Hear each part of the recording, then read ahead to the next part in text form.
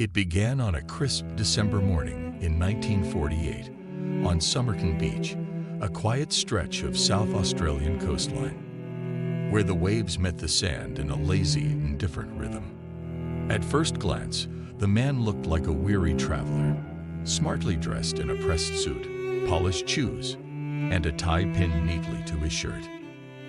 He was slumped against a seawall, legs outstretched, head resting gently on the rocks. One might have assumed he was asleep, peacefully dozing in the salty breeze.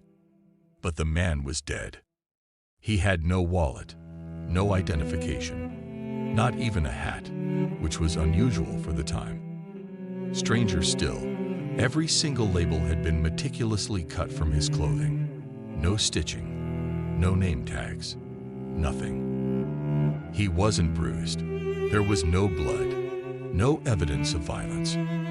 The only abnormality, his pupils were sharply dilated, a detail that baffled the pathologist, Dr. Dwyer, who would later describe the man's organs as congested, and his spleen 3 times the normal size. To local authorities, it was as if the man had simply stopped existing. The body was transported to the city morgue, where things only grew more perplexing. His pockets held the usual contents: a packet of juicy fruit chewing gum, an unused train ticket, a bus ticket, a comb, and a half-empty box of Bryant and May matches. But there was no wallet, no keys, no name, no past. A digital fingerprint check was conducted and cross-referenced with every available record in Australia, the United States, and the UK. Nothing. This man, whoever he was, had never officially existed. Even his physical appearance sparked debate. Some claimed he looked Eastern European, possibly a spy. Others said his neatly pressed attire and athletic build hinted at a military background. Yet there were no matching dental records, no hospital records, no missing person reports, no leads. Then came the twist that would lock this case into the annals of global mystery. Hidden deep inside a small fob pocket, sewn into the waistband of the man's trousers, was a tiny scrap of paper, folded tightly and tucked away like a secret meant to be forgotten. It read only 2 words, printed in elaborate Persian-style script: Tamám Shud. The phrase meant, "It is ended." A curious epitaph for a man who'd seemingly erased his own identity. A final message, a poetic suicide note, or something far more sinister. Police were stunned. What did it mean? Was it a message left by the man himself, or planted there by someone else? And most importantly,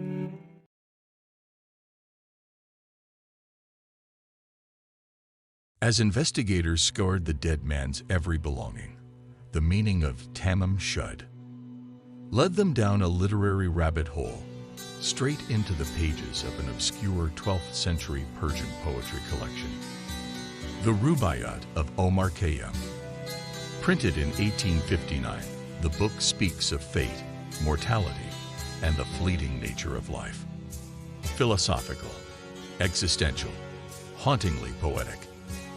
Someone, it seemed, had gone to great lengths to tuck away this cryptic phrase in the man's trousers. But where was the book it had been torn from? Days turned into weeks. The case grew colder, until a breakthrough jolted it back to life. A man in Glenelg, just minutes from Somerton Beach, reported something strange. He'd found a rare copy of the Rubaiyat on the back seat of his brother-in-law's car. The book had been tossed through a broken rear window, left lying there, unnoticed for weeks. Police seized the copy and opened it. On the final page, exactly where the words Tamám Shud should have been, there was a perfect tear, identical to the scrap of paper found on the body. It was a match. But what they discovered next sent a chill down every investigator's spine. On the inside back cover of the book, faint pencil indentations could be seen. Under ultraviolet light, A string of seemingly random capital letters emerge, a crude cipher scrawled by hand. A code, a puzzle, and no one could crack it. Cryptographers, military analysts, code-breaking experts from the British and Australian intelligence communities were brought in. Many believed it to be a one-time pad encryption, impossible to solve without a matching key. Others thought it might be an acrostic, an initialism, or a dead man's poem. Whatever it was, it refused to speak. The mystery deepened when the book revealed something even more personal. A scribbled local phone number. On the opposite page, police traced the number to a young woman named Jo Thompson, a former nurse, who lived just 5 minutes from where the man was found. When police questioned her, Jo appeared visibly startled upon seeing the death mask of the unknown man, but she denied knowing him. Then came something even more unsettling. Jo's house was within walking distance of where the car and the book had been found. And according to a neighbor, Jo had received a mysterious visitor just days before the man's body was discovered. A man in a suit with a foreign accent. Despite the circumstantial web tightening, the police had no evidence to hold her. Jo vanished from the public eye, and the code, the only true link to the dead man's identity, remained unsolved. Was it a spy's dying message, a lover's final poem, or the silent confession of a man orchestrating his own vanishing act? The answers, it seemed, were locked in those ghostly letters, and time was running out to decipher them.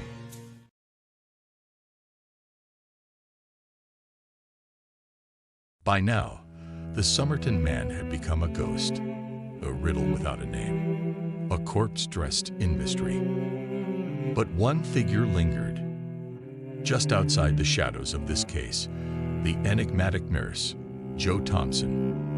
When police knocked on her door with the death mask of the unknown man, Jo reportedly looked as if she'd seen a ghost. Her eyes locked onto the waxy cast, her hands trembled. She bit her lip and refused to look again. Yet, when asked directly, she denied ever meeting him. Curious, isn't it? Jo was not just a random local. She had once given away a copy of The Rubaiyat to an old lover, a man named Alf Boxall, during the war years. The case briefly exploded in the media. Had the mystery man been Alf, returning to rekindle an old flame, only to be poisoned and left on the beach? But when Alf Boxall was tracked down in Sydney, very much alive, healthy, and in possession of his own intact copy of the Rubaiyat, complete with Jo's handwritten dedication, the theory collapsed. Still, Jo remained the closest thread investigators had. Born Jessie Harkness, Jo was a wartime nurse, fluent in Russian, a detail that raised the eyebrows of intelligence officials. During the Cold War, such language skills were often reserved for military translators or spies. Her connection to the book, the torn words Tamám Shud, the strange man who visited her home shortly before the body was found, it all formed a spiderweb of subtle implications. But none of it could be proved. Years passed. Jo married, changed her name, and refused to ever speak publicly about the case again. But her secrecy was never forgotten. Then came a twist, decades later, long after Jo had died. In the early 2000s, her own daughter would reveal a dark family whisper that Jo might have known exactly who the Somerton Man was. That she'd once confessed, quietly, drunkenly, that the man had been someone important to her. But by then, it was too late. The nurse had taken her secrets to the grave. Meanwhile, the death mask, molded in wax from the man's corpse, remained one of the last remnants of his physical identity. And in that ghostly likeness, some saw not just a mystery, but a resemblance. Not to a stranger, but to Jo's own child.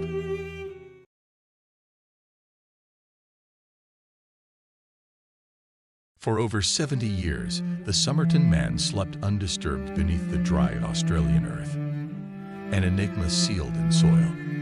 But time has a strange way of pulling secrets back to the surface. In 2021, a team of forensic scientists received permission to exhume the body.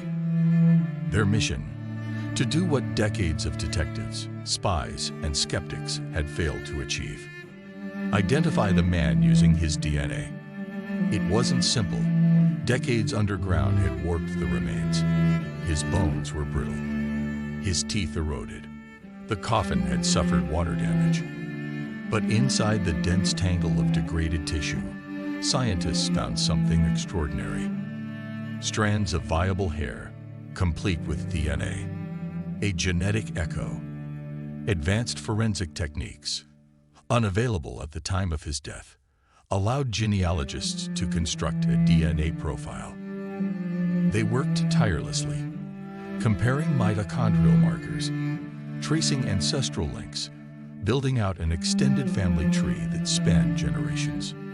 Piece by piece, they unraveled the ghost's bloodline.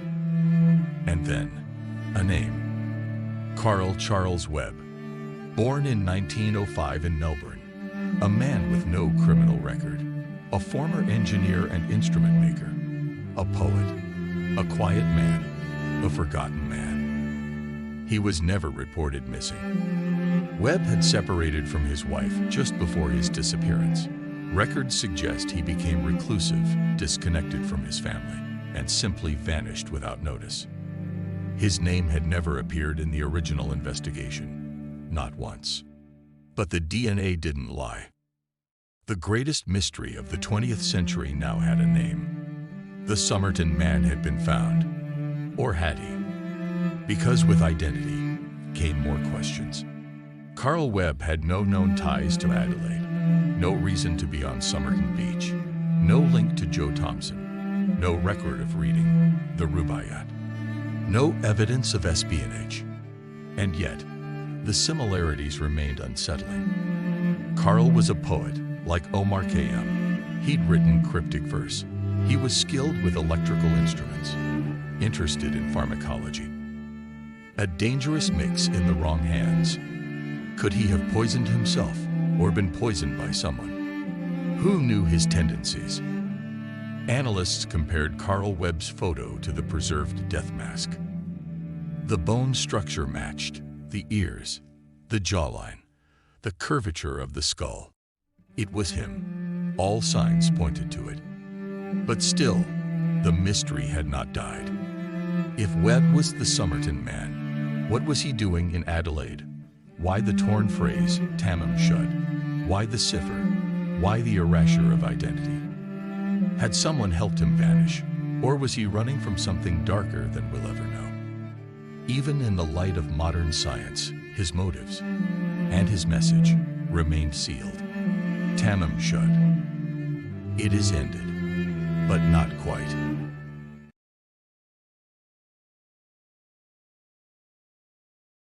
With a name etched into the mystery at last, Carl Webb, the question no longer remained who he was. Now came a darker riddle. How did he die, and why? From the moment his body was found on Somerton Beach, one detail stood out like a drop of blood in snow. His pristine condition. There were no bruises, no wounds, no vomit, no signs of seizure or convulsions. Just a peaceful, almost serene expression, like a man who'd quietly slipped into sleep. Yet every internal organ told another story. His spleen was 3 times the normal size. His liver was swollen, his stomach lining congested. The signs pointed to one word: poison. But no poison was ever found. No trace in his blood. No remnants in his stomach. Not even a hint on the chewing gum or cigarette stub in his pocket. It was as if a chemical ghost had entered his body and vanished without a trace. Back in 1948, medical toxicology was limited. Many now believe that if the poison had been digitalis or strophanthine, rare plant-based cardiac poisons, it could have shut down his heart. and left no residue behind. These compounds, used in tiny, precise doses, were nearly undetectable at the time. And here's the twist. Carl Webb had a known interest in pharmacology and electronics. He understood instruments. He could build devices. He had access to knowledge and potentially the materials to concoct such a poison. So, did Carl poison himself, or did someone else? The presence of the rubaiyat and the words Tamám Shud suggested a philosophical suicide, a poetic exit. After all, the book speaks of surrender to fate, of wine and oblivion, of endings embraced. But the cipher, the erased identity, the placement of the body in a public spot, that didn't scream personal sorrow. It screamed a message. Experts have argued on both sides for decades. Some believe Carl suffered a mental breakdown after the collapse of his marriage, that the cipher was merely nonsense, the ramblings of a fractured mind. Others, particularly former intelligence officers, point to Cold War patterns, mysterious deaths, untraceable poisons, clean exits, and most of all, messages hidden in plain sight. Was Carl Webb a man running from something, a whistleblower, a courier? Was the cipher a final message meant only for one person, perhaps Joe Thompson? Or was it the cruel joke of a killer, mocking the authorities, knowing they'd never find the ghost in the ink? This was the paradox. If he died by his own hand, why the secrecy? Why the elaborate symbolism? And if he was murdered, why leave him in such a poetic pose, with Tamám Shud stitched into the fabric of the mystery? The truth remained elusive, not because it was gone, but because it was buried, deliberately. In silence, in science, and in the space between intention and illusion.